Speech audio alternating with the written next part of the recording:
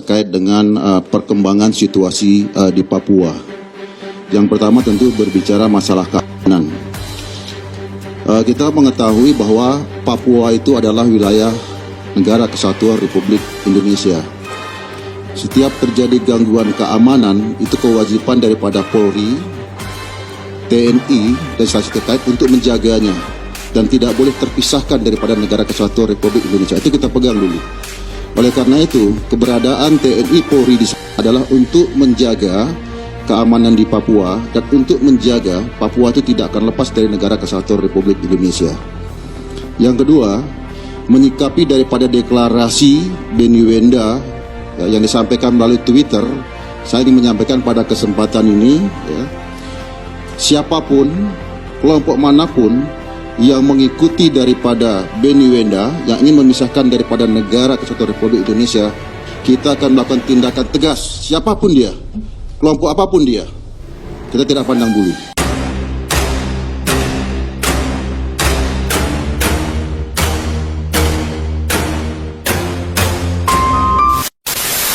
Deklarasi Kemerdekaan Beni Wenda, DPR, jangan anggap remeh.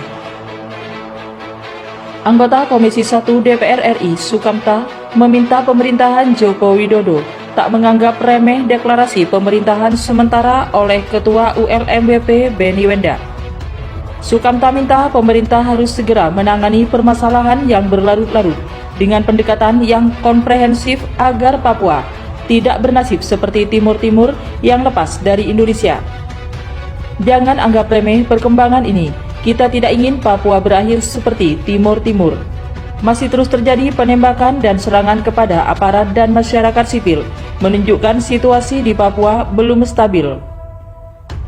Sukamta mengacu hasil penelitian Lembaga Ilmu Pengetahuan Indonesia, sebanyak 4 akar masalah masih dijumpai di Papua hingga saat ini. Keempat akar masalah tersebut adalah diskriminasi dan rasialisme, pembangunan di Papua yang belum mengangkat kesejahteraan, pelanggaran HAM, serta soal status dan sejarah politik Papua, kata Sukamta menjelaskan. Menurut Sukamta, otonomi khusus yang sudah berjalan hampir 20 tahun juga belum berhasil mengangkat indeks pembangunan manusia di Papua. Menurut dia, penanganan terhadap masalah Papua selama ini harus dikoreksi secara sistematis, baik di tingkat pemerintah pusat ataupun di daerah. Ia juga menyebut sejumlah bukti menunjukkan pembangunan untuk memanusiakan manusia di Papua belum tuntas. Saat yang sama justru masih terjadi eksploitasi. Belum lama ini muncul pemberitaan soal perusahaan sawit yang mengelola puluhan ribu hektar lahan yang berdampak hilangnya hak ulayat warga Papua. Ini menunjukkan tanah Papua selama ini hanya jadi lahan eksploitasi.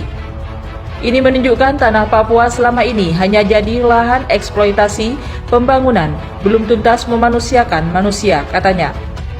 Sukamta meminta pemerintahan Jokowi segera menyatukan berbagai bagian yang menangani isu Papua di sejumlah kementerian dalam satu koordinasi di bawah Presiden Joko Widodo.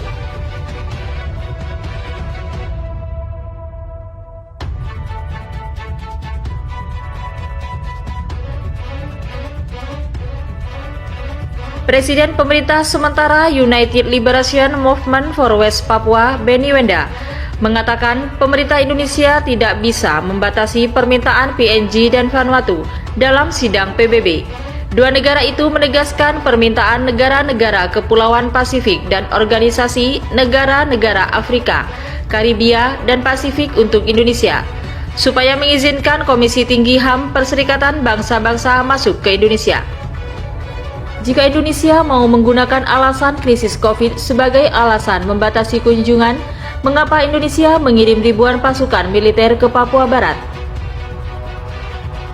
Dominikus Surabut, Ketua Dewan Adat Papua versi Kongres Luar Biasa, mengatakan permintaan negara-negara Pasifik, negara-negara Afrika, Karibia, dan Pasifik dan Melanesia merupakan permintaan rakyat Papua. Indonesia mesti sadar masalah Papua, masalah HAM orang asli Papua menjadi masalah internasional.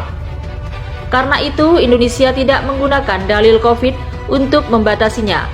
Indonesia merespon permintaan itu karena respon itu menjadi bukti komitmen Indonesia menyelesaikan masalah HAM sebagaimana Indonesia bicara tentang Palestina, ujarnya.